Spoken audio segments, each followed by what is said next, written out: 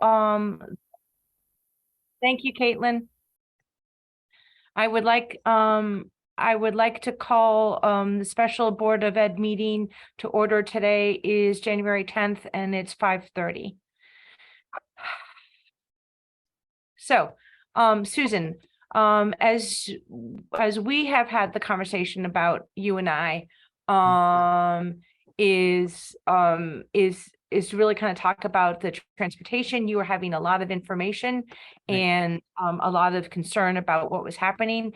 And as we begin to create our budget, or take your budget and make it ours, you wanted us to know what's kind of going on. So I would like to say thank you to Sam, because I know that you and Ken have been working really hard at negotiating around this. So that's the scene. That's where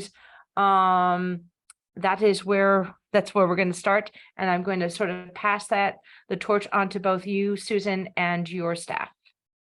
So as you know, this is really one of the main drivers, was this newly created bus bid, and 2 bids came in, and I'm going to have Ken actually sent you some documentation and notes around this, and then actually a graph and a chart around what the monies look like as we go through 5 years with this bus company, should we want to do that. So the bus company, if we accept a bid, we're in it for 3 years, and then we can have an extension of the other 2 years.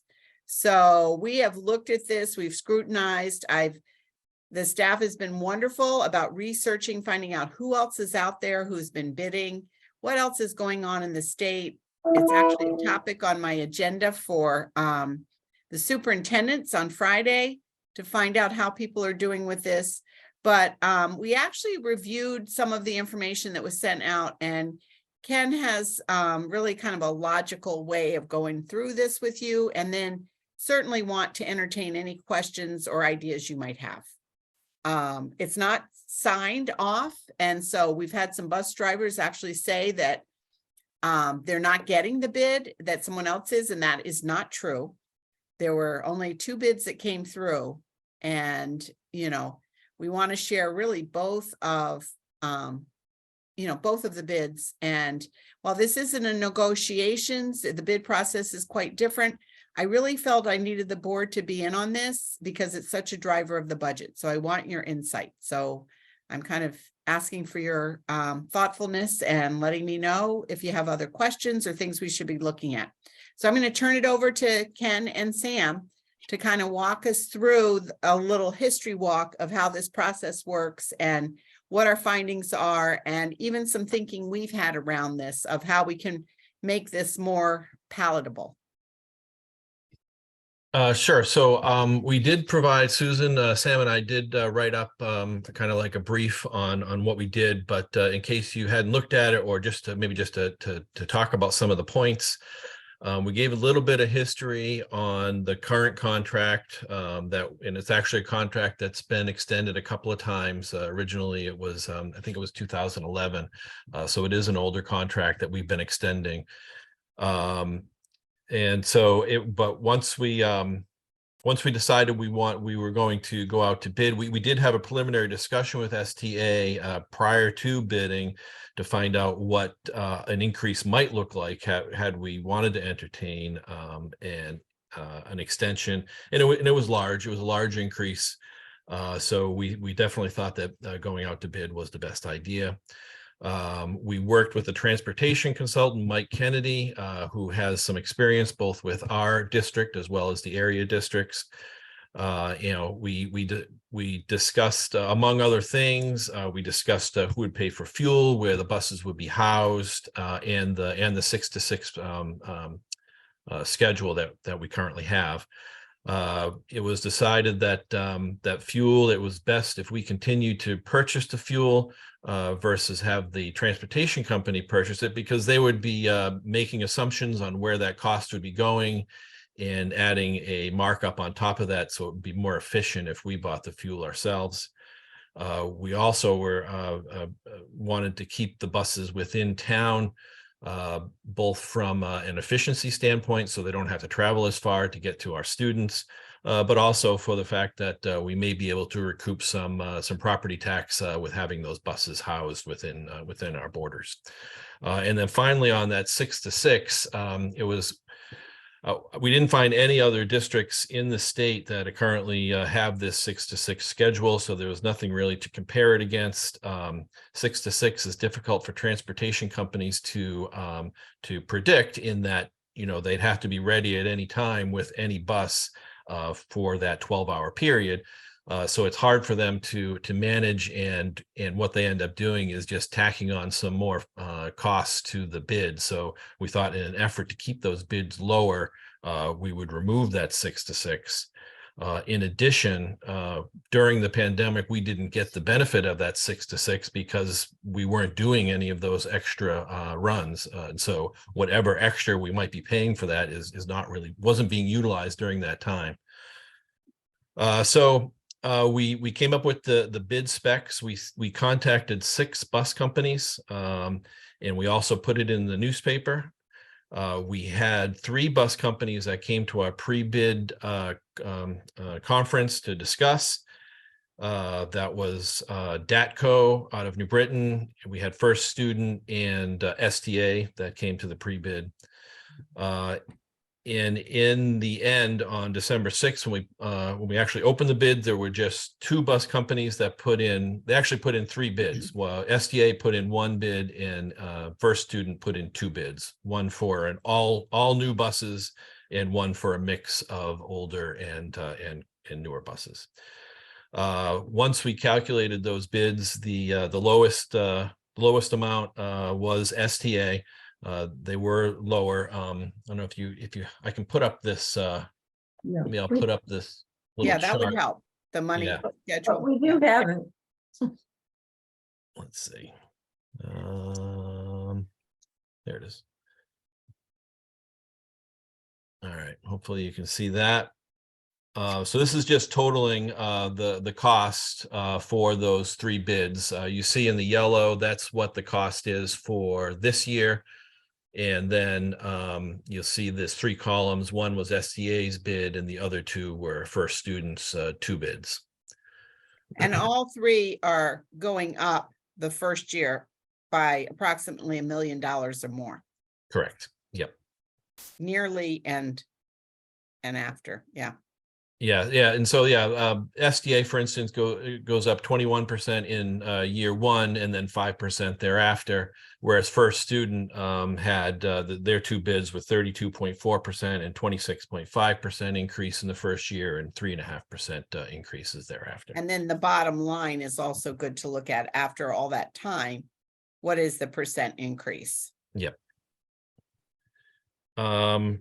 I did talk to some other districts. I spoke with New Britain, Tolland, Trumbull, Naugatuck, Danbury, Griswold, Waterford, and they're all experiencing double-digit increases. Only New Britain, Tolland, and Trumbull have actually gone out to bid at this point. New Britain and Tolland came in; their bids were very, very close to the bids that we got back. Trumbull is opening up their bids next week. I think what's happening is that what we're getting on these bids is these are the market rates as of now. There's been quite a lot of change in the bus area, increase in wages, and so I think it's driving a higher cost. And I have to say, I was a little concerned after meeting with colleagues, and Waterford had said that they really had closed a deal at, something 3 to 5% for the next 5 years. But when we went to investigate, percent doesn't always tell you everything. So they had a bus contract that was much higher rate per day. And so we had been fortunate to be with STA and have something that was much more reasonable. So while it's up 21%, from what Sam and Ken and I have really researched, it seems to be what others are paying. So it's not, out of the norm for what other school districts are paying.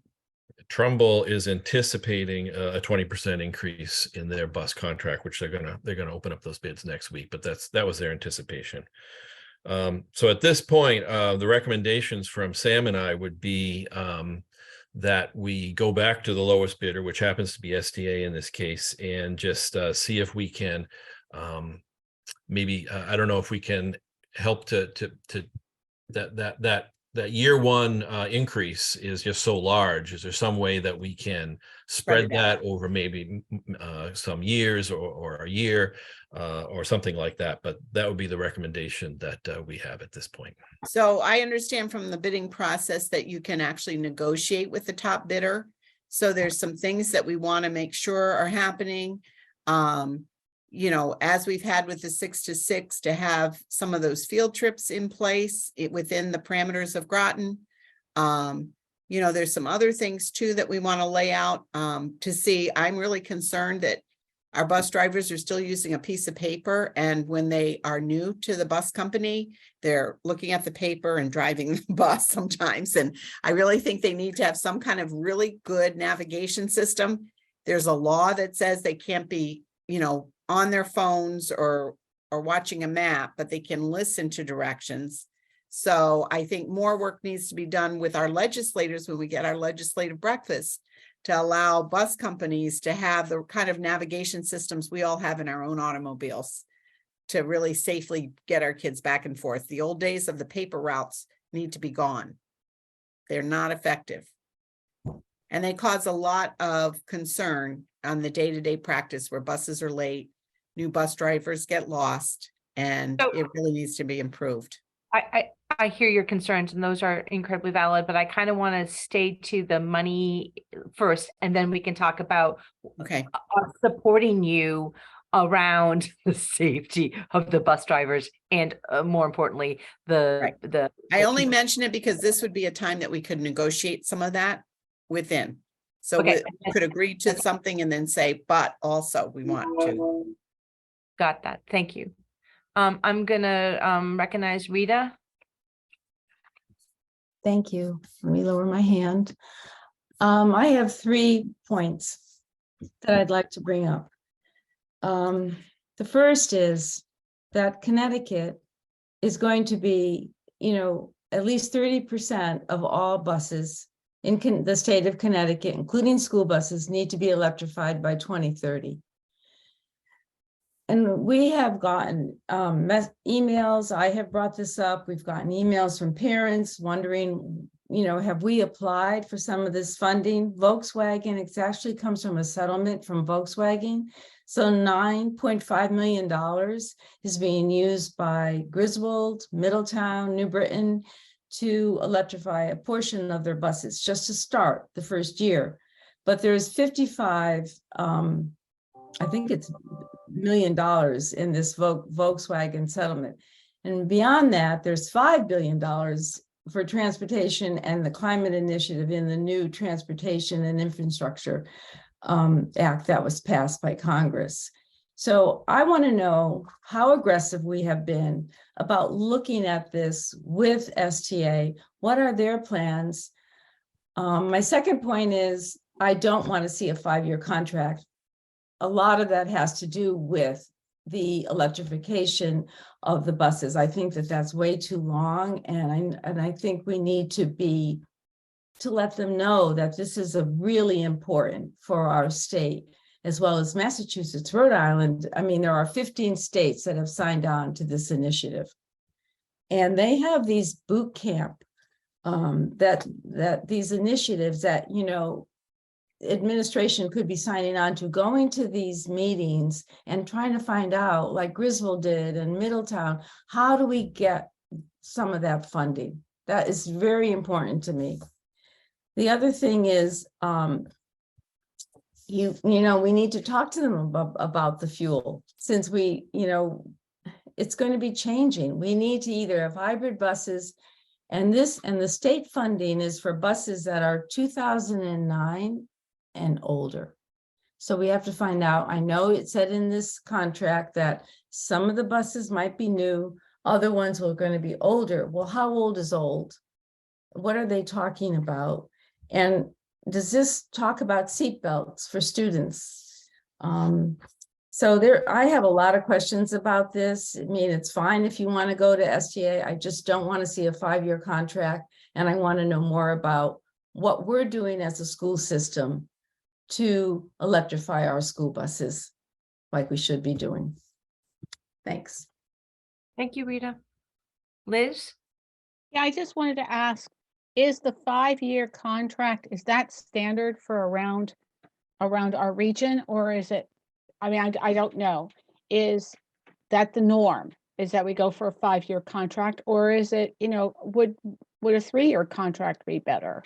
Or available? So it's a 3-year contract with a two additional year extension individually. So 1 year or 2 years. And that is somewhat standard. And the 2 years are at our option. We determine that.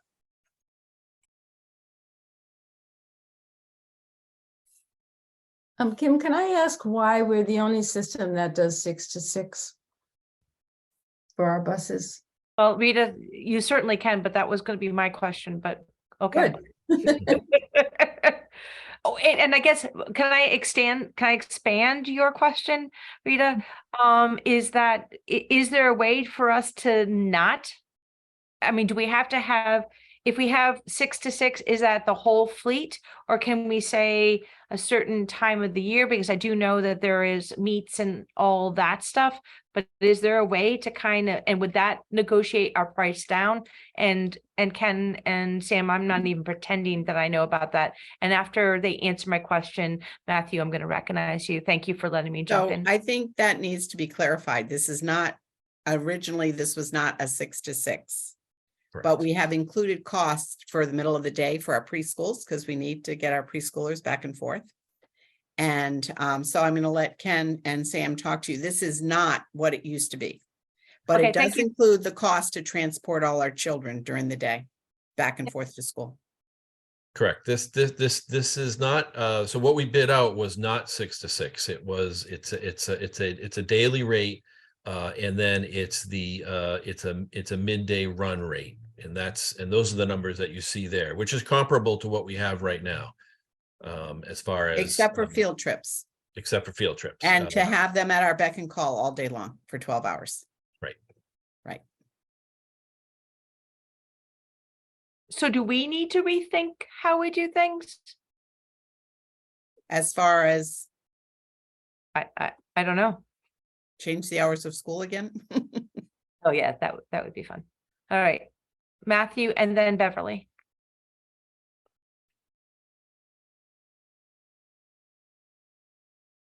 Matthew, I know that you've unmuted, but we cannot hear you. Is this any better? No, Yeah, you get a little bit closer. You're it's actually very faint. Sorry, I didn't have my Wheeze. Mm. My instinct, better. and I expect Jay or the other guys could know, it's my instinct that when they build a 3-year with extension contract, with the uncertainties in fuel, whether there's a recession that drives prices down tremendously, or a boom time which drives them up, that somehow the first 3 years they're going to build in a cushion to guarantee against inflation in the last 2 years. So I'm wondering, and it's above my pay grade, I'm wondering if we decided to go for a 3-year contract without that extension, whether the fact that there was no potential liability to the company for unexpected expenses the last 2 years of a 5-year contract, whether that alone might not enable them to shave some of the cost off a 3-year contract. Just an idea. Just to be clear, so these numbers do not include the cost of fuel. The district purchases its own fuel and delivers it to the bus company. You're correct. I did not express myself well. If we're in an inflationary environment and they're going to have to replace some buses, if we go with some old buses, I like the questions that were already asked, but they're guaranteeing to replace them with new buses or with other old buses if the existing old buses see the end of their days. There's a minimum age, in the bid specs, there was a minimum age of bus. Do we have So, any exposure from maintenance? well, they own the buses, so they'd have to maintain Okay. the buses. Okay. Thank you. Nothing will guarantee they'd replace them with new buses. They have other districts that they have contracts for. So, for instance, they lost a contract at the other end of the state recently. If our buses ran out of time, they could replace them with buses from another district, or they could purchase new buses. But there is a limit on the age of the buses.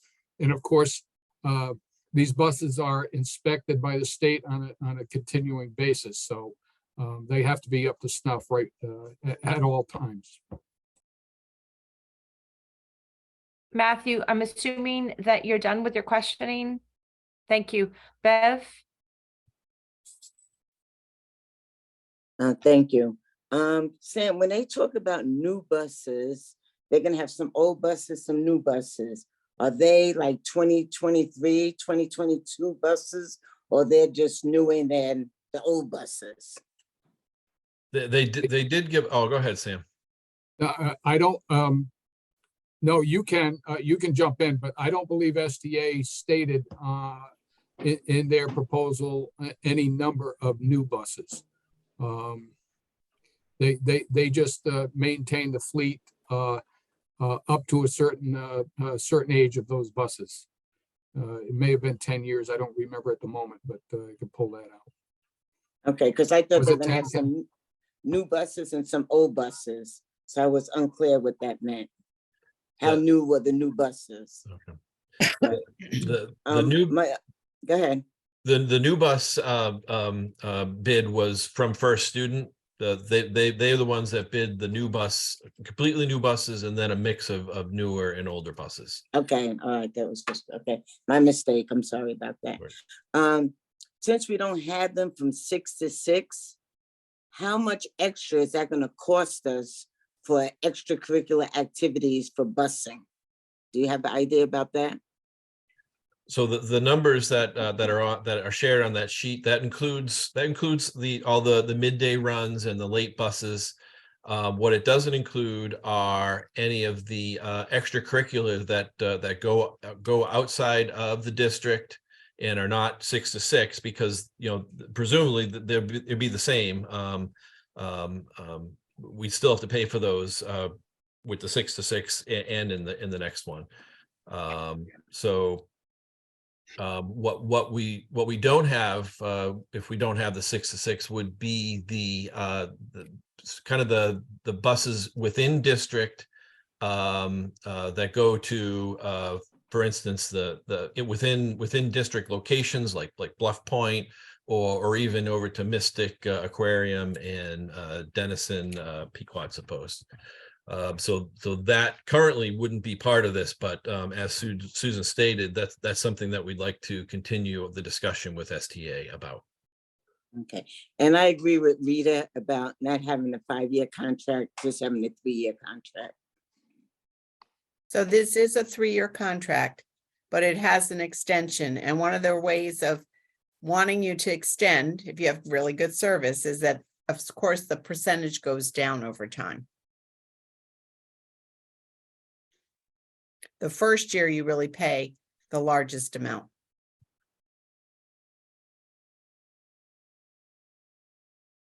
Thank you. I'm going to recognize Dean. Thank you. So 2 unrelated questions, but related to buses. And the first has to do with the interest in electrifying. And I'm not sure how the state mandate is supposed to work, but is the proposal by some board members, the urgency expressed by some board members, is that we acquire buses ourselves, that the district now own the buses? No. Okay, because that's going to be tires and brakes, and actually more often than. Not with the state, it's just they're giving the money to the bus companies. Like Right. Middletown is getting 6 new buses, Griswold is getting buses, but they Right. applied for this. And I'm just wondering whether or not we, as a school system, has done this, have gone to these boot camps, have understand that there is a large part of money out there, but you have to seek it. And the money goes to the bus companies, and for so many buses. So let me I understand. actually attended one of those at Learn, and I think I've spoken to the board about that. The cost is like $400,000, and from the grant, you get about 200,000, and you really have to be in sync with your bus company to be able to go after these grants. That's And there not, are some problems with these electric buses still, not getting back home kind of thing. Leaving aside the issue with the buses themselves, I do remember the $400,000 figure. I do remember somebody saying that the subsidy is about half of that. Are we genuinely talking about partnering with a bus company where we buy them electric buses? I mean, why should we care whether they get a subsidy or not? It sounds like all we can do is say, hey, the next time you bid, we want to see a good size of your fleet be electric. Otherwise, we don't want to talk to you. Is that what you're talking about? yeah. I mean, we're paying for Okay. fuel, right? I'm sorry. We have to pay for the fuel for these buses. So that's on top of the contract. But Right. the way the but grant I- works is the district has to seek the grant. Right. And then the funds, the bus company has to pay for the bus and get the reimbursement. So there is some collaboration that has to happen with this. Right. And I really don't think that the next bus contract, if it's an all-electric fleet, we get the buses for free. I think we're going to wind up paying for the juice. Right. If I were the right, bus but company, why would I pay for the juice for now? free. You won't get them for free. It's just that it's better for the environment. Okay. It's better for the environment here, but not where the coal plant is burning to make the electricity to run the bus, but okay. And the $400,000 is for the bus alone. It doesn't include the infrastructure that it takes to have the charging stations for a school bus Right. at But a the bus state garage is- somewhere. The So- state, according to what I've read, the state is helping with that, with this Volkswagen Diesel Emission Environmental Mitigation Trust. Right. So Pretty I am words. wondering, Susan and we meet every Tuesday morning. And we had a conversation about setting up an agenda because Heather has agreed to kind of come back and have more conversations. And I'm wondering if we can add this to our agenda about taking a look at what is the requirement that the state is having for the district. Rita, I hear you and I am with you. I think that we need to be moving to more eco-friendly ways of transporting our kids. And however, I do hear Dean's part about the fact that we're still not good enough around how to produce our electricity, and it is being fed and fueled by coal producing plants. And so, but we're also being sent another mandate where our town has to pay for it. And so I guess I would like to hear from our legislators about how they're going to either help us get more than just half of the money or get the juice for the buses. But like, what is the realistic plan for that? Because if we're going to go, if they want us to go electric, okay, but then how do we do the transition from point A to point B? You're forgetting that we pay for fuel. So and forgetting. it's I'm much not- less to pay for an electrified bus. I mean, that's why our buses are now changing in the state of Connecticut. And why our our local trains are all electrified now. So once again, I'm not forgetting about, I'm going to push back on that, Rita. I'm not forgetting about the fuel. I'm just saying, I think it's really important that we hear from our state legislation about what is the state thinking about that, so that we can then have a much bigger a plan about that. But I'm also afraid that we're getting off the subject, and I'm for blaming, and I'm going to take ownership of that.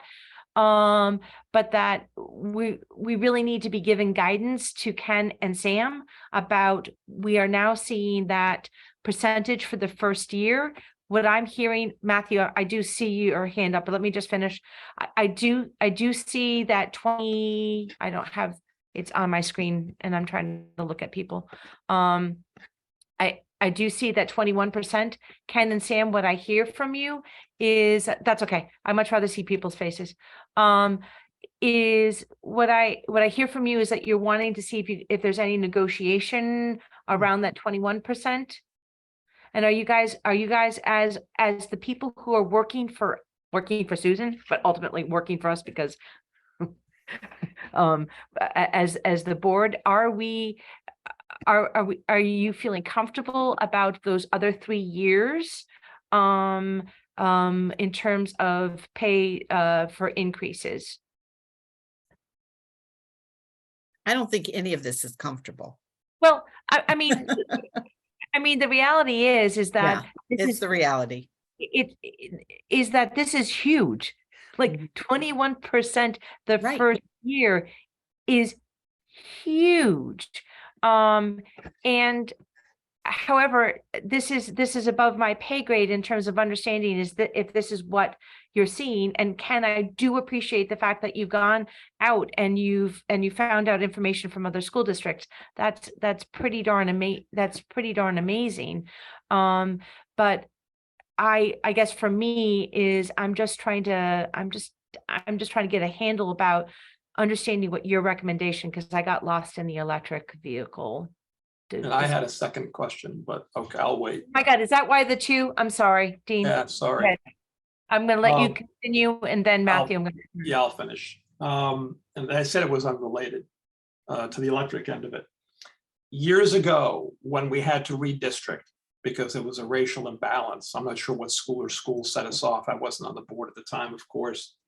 But I remember the bus routes had to be redone because kids had to be shuffled around to meet the state requirements. I also recall that our representatives at the time, all 3 Democrats actually, said, boy, that's really unfortunate. You know, maybe Groton, I can't remember. I think it might have been Representative Mukasher who suggested that Groton actually challenge the state on the racial balancing and see what happens. I thought that would put the ECS grant at risk, but in any event, it may be one of these things that cannot be parsed out of our budget. But do we have an idea? Is our route system, is our requirement for buses based in any way on needing to move kids from, and of course the high school and middle school are not in play, but for having to move kids from elementary school to elementary school to satisfy the state requirement with regard to what the state would call state balancing? Are we paying a premium for that? And if so, what would that be? Can we tell what that is?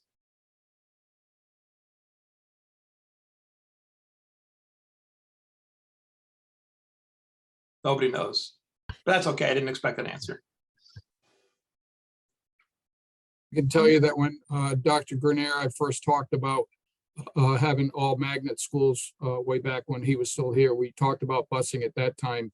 And we were pretty sure that by going all magnet in the district, it was going to increase the length of bus runs because you're moving somebody from North Pleasant Valley Road all the way to Mystic River School, for instance, and that the bus runs would be longer. So that might increase the cost of the buses. So I think there probably has been some effect there, but I don't know what that percentage would be or what that number would be. The figure that I recall, again, when we had to redistrict and add runs to move kids around, was something in the neighborhood of 700,000 additional for that service. But I mean, it could have been because we had sort of a where we were and now what we have to spend to change. But if we're not in the middle of redistricting, or we're sort of busing kids around, or they're asking to be bused, they want to go here, they're doing it on their own, we probably don't have a baseline for a comparison. So we know, well, we would be spending this if kids went, for example, to their nearest available elementary school, as opposed to saying, we got to take one person from here and send them over there and vice versa. But all right. I'm gonna Matthew and then Beverly.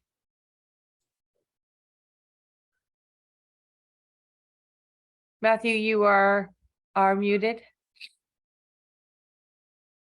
You'd think I'd have figured that out by now. Mm. I listened to Dean's comment about the source of the electricity being coal-fired power plants So while we were chatting, I quickly went over and asked the question, the source of Connecticut electricity. It took me to the Connecticut government portal on a source of electricity, and it says that all plants supplying electricity in Connecticut are gas, not coal. That's it. Thank you.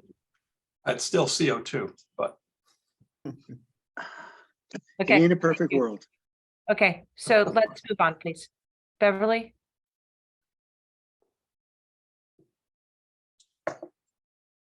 Thank you, Kim. You know what, Absolutely.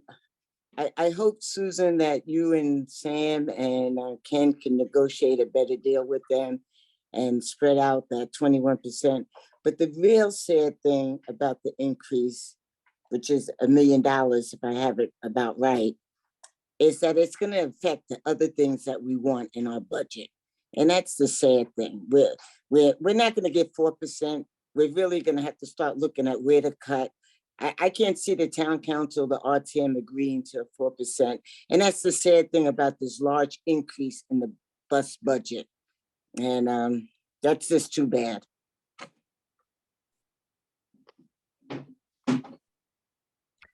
I think I share your sentiment. Thank you, Beverly. Rita? Yes, I would like to see whether or not, I know there are towns around us that no longer have the late runs because of the cost of the buses. What is the impact of that? We're also busing children all over town because of our magnet schools. Does that need to be rethought? And that we used to have the buses 6 a.m. to 6 p.m. because we had kindergarten runs when our children went half day to school. So yes, you're talking about preschool now, but before they were the kindergarten runs when everybody went half day. But it's just such an expense, and it just seems like, you know, there's like not much we could do about it, but I'm hoping that we could find some savings by talking to the bus company, seeing whether or not we need to do something about these late runs that are costing more. What do the other towns have if they don't have 6 to 6? I would like to know what that is. And that's one of my questions. If anybody could tell me why we're 6 to 6 and no one else is. So Rita, I think you're bringing up some really good points, and I don't know how the rest of the board feels.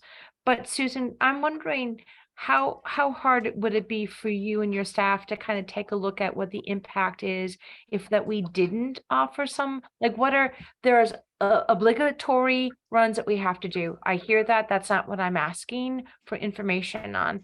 But I'm wondering, are there the spaces and places that we're doing because it seems to be, it was working, it's helpful, but if this is what it is, like, is that going to be one of the areas where we have to kind of like shore in? And so I don't know if, I know I'm not talking your complete sentences, but I'm wondering if that is information that you could get to us. And whether that's the will of the board. I think they've parsed out what the after-school bus runs are, right? But Yes. I question us interfering with the access that we've provided for kids in this community, whether they're, no matter where they live, to all the after-school clubs, activities, sports, tutoring, you know, supporting their classes. And if we start messing around with providing transportation for kids during the school day to get them back and forth to school, or even after the school day, that could be really impeding many students who wouldn't have a ride back and forth after school. So we could certainly look at what that dollar amount is, but I'm really interested in working with this bus company to say, if this is the money that it takes to run your bus company, how can we lay this out better so that it can be more digestible for the board to be able to, for us to be able to pay for this in the next 3 years? But, you know, we can certainly give you those numbers. I don't think they're going to be that much money for when I think about diversity, equity, and inclusion and access to providing our children what they need. before and after school and during the school day, that would be number one priority for me. I guess, Dean, I'm going to recognize you. Andrea, I will absolutely recognize you, but if I can just jump off Beverly, and Beverly, if I'm misspeaking for you, I apologize and please correct me. But I think Beverly's end statement was like, this is really sad because we are going to start to need to take a look at that, and maybe having that information about, because that it's a logical conclusion is that, well, then we'll just cut off some of our bus service. And Sure. so take a look at what that is so that we could have that information, because as a collective board, we could say, absolutely not, like, we're never going to do that. Or we could kind of say, this feels really yucky, but this is what we have to do in order to be able to provide a budget that makes sense to the district and also to and to the community at large. So I'm We gonna certainly have that information and can provide it. I think the board would really appreciate that. Thank you. And I think that only tells, I mean, Susan, you and I talked about that this morning, like, what is our story, right? Right. Okay. Dean and then Andrea.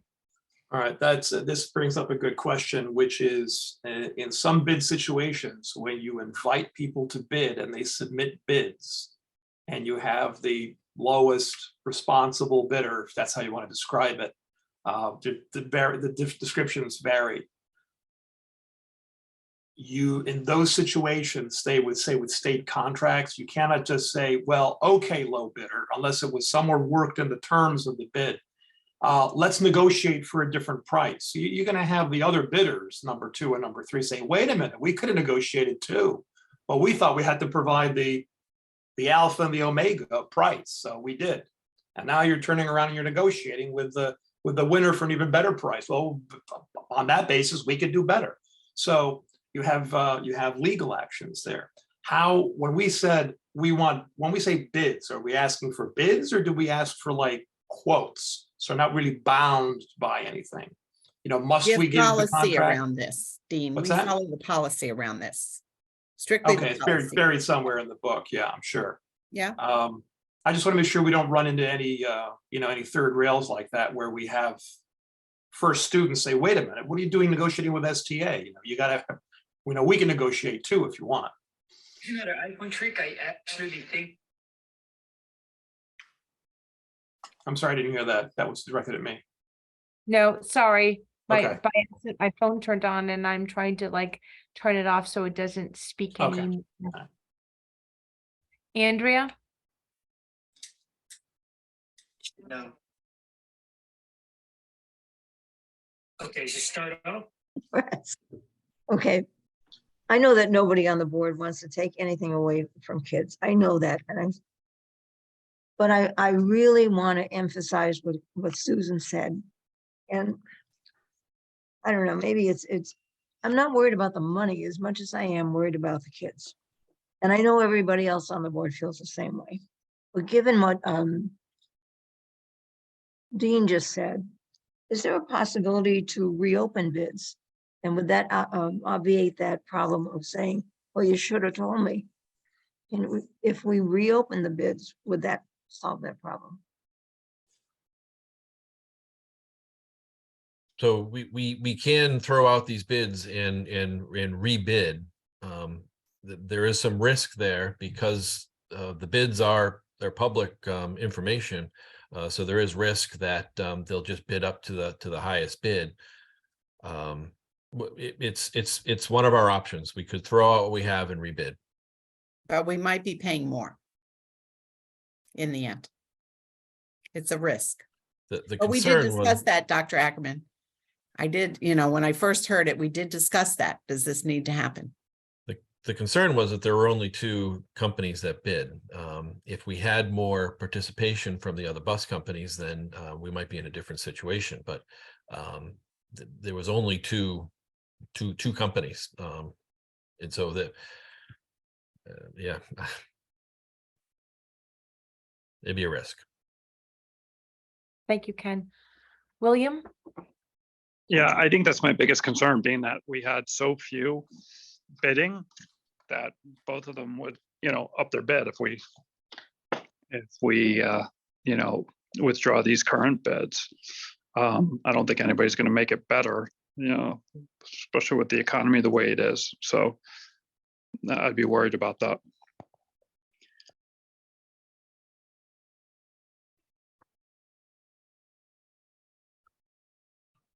William, do you have another question or a comment? Nope, I'll lower my hand. Okay, thank you. I'm just trying. Liz. Susan, I was just wondering, and if I'm sorry I was late, so if I missed this, I apologize. Operator error, but going with this 21% increase, how impactful is that on the bottom line of your budget? It's worth $1 million increase. So that's in addition to what you've already. That's in the proposed budget. We knew about this, so we added it in the budget. So it's in there. It is in there, so it's not an additional thing that we have to worry about.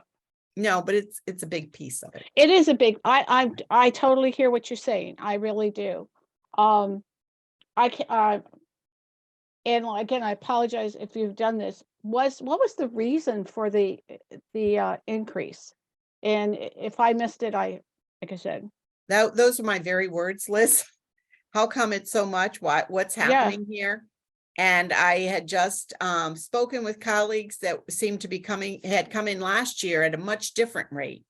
But then I looked at not just the percentage increase, but I have to commend both Ken and Sam for doing their due diligence and their homework and finding out what others are doing. And so what has been proposed in the bid is not much different than what's happening around us.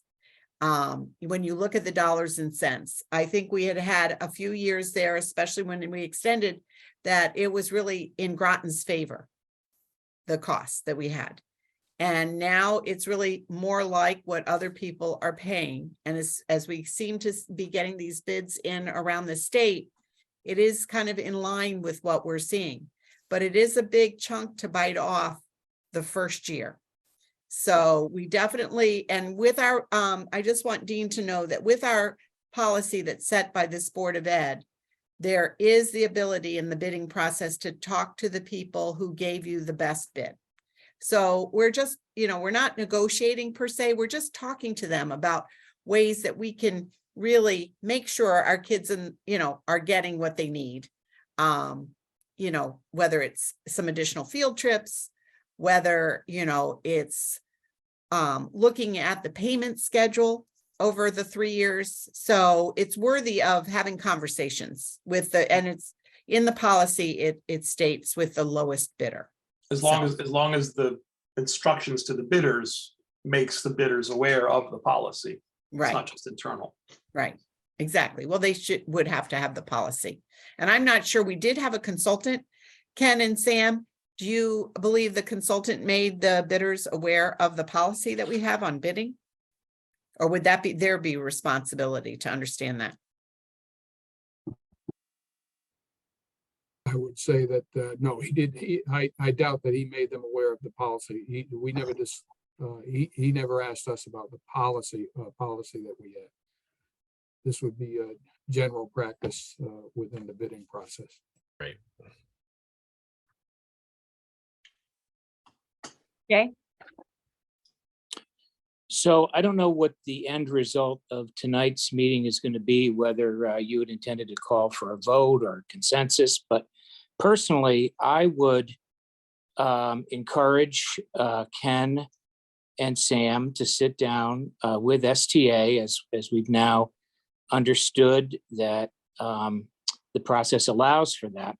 I have some specific suggestions about what I would say to them if I were to sit down with them, but I'm not sure I should telegraph that in the meeting. But I think there are some pathways that could work. And so I think we've had a long, productive relationship with STA. I know opinions may vary on that. However, I think a lot of that was due to the, the staffing issues and all of that. I think that they showed very good faith a few years ago when they provided the out-of-town field trips for free. I believe they're someone we can work with, and I believe that that Sam has an excellent relationship, and I would trust him to sit down and pursue this further.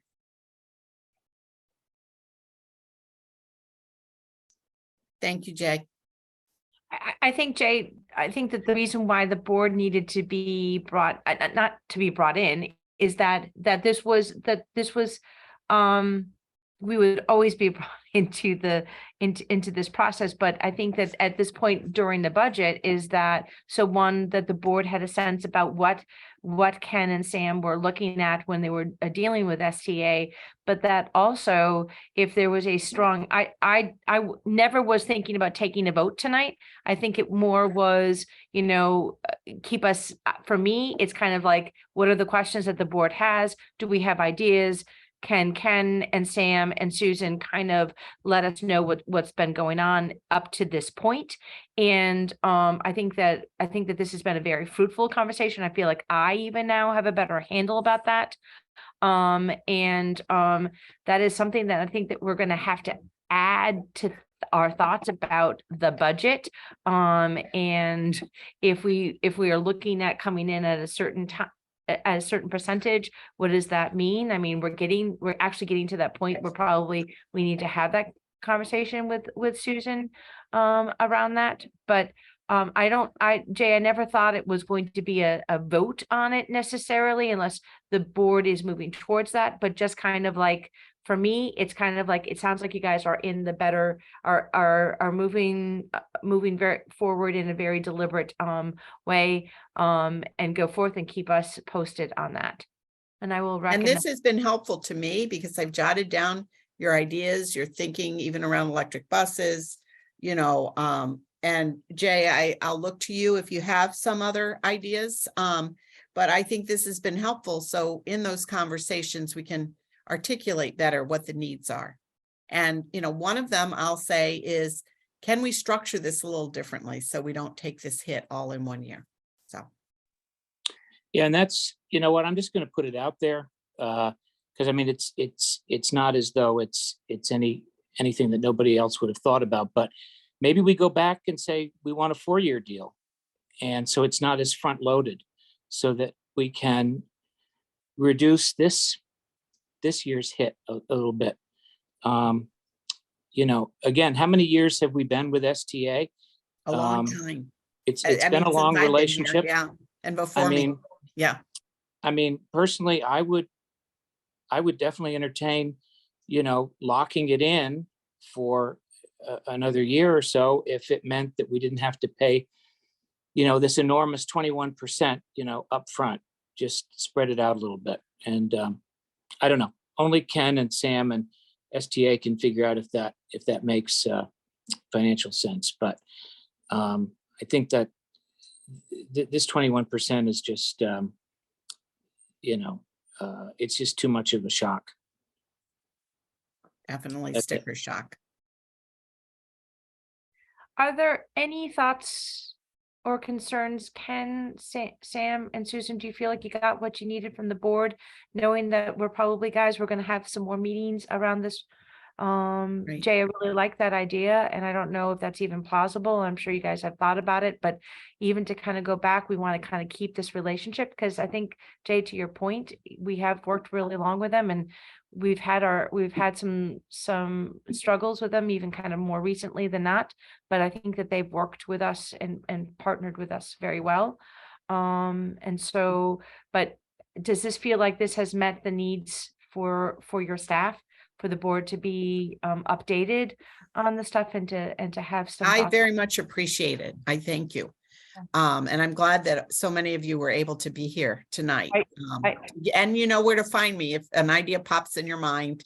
Shoot me an email, give me a call, or Sam or Ken, just because we have this window of opportunity of this 45-day. So, It's been a long wait for them to hear back from us as well, but I did want to get the board's feedback before we made any decision. Ken and Sam, oh, Beverly. Susan, when do you plan on speaking with them again? Well, I would say we should speak with them this week. I don't know where we are in the 45 days. Ken, I know that it was earlier December We when, gotta have it done by the 19th, yeah, This week. next week. next week, but, Next week, yep. no. It's coming up. Yes, Kim, I think this meeting has given Ken and Susan and I good direction for us to move forward on this. Mhm. So Thank you. I'll be contacting STA tomorrow, and Susan and Ken and I will meet and determine when and where we'll meet with them and continue our discussions. Thank you. Beverly, do you have more questions before I recognize Rita? No, I don't. Thank you. I just wanted to make a statement that I believe that next year our budget, it'll even be more challenging because the ESSER and the art funding is going to be leaving. And we're going to have a lot of teachers that we're going to have to think about, you know, if we're going to be rehiring. So maybe if you had to have a year where it was the percentage is higher, maybe this would be the year. I don't know. Mhm. So it's just something to think about for Thank our you. budget for the next We year. or did, two. that's a good idea. We did talk about that as well. Yeah. Okay, thank you. So board, what do you, what say you? I know that policy has been waiting to get their meeting started at 6. And so I think that this is a good place to end. I'm looking forward to hearing about your conversations, Sam, Ken, and Susan. And once again, you guys, this is such a phenomenal board. We're so very thoughtful, and I feel very honored to be part of it. So thank you very much for your conversations tonight, last night, and the night and last week. I just think that the district is very lucky to have all of you and have all of us. So thank you very much. And so I will entertain a motion for adjournment. Rita? I'll make that motion to adjourn. Oh my, I'll second that. oh my goodness. We are I'll saving second the that. universe. We have it seconded. All those in favor of adjourning, please say aye. I know. Aye. Aye. And some of us stay on for policy. Right. Right. And people Except can hang for out with Rita. me. And people can hang out with me if you want to. I'm going to the town council to hear about the fields. Bye. Thank Great. you, everybody. Thank Thank you. you.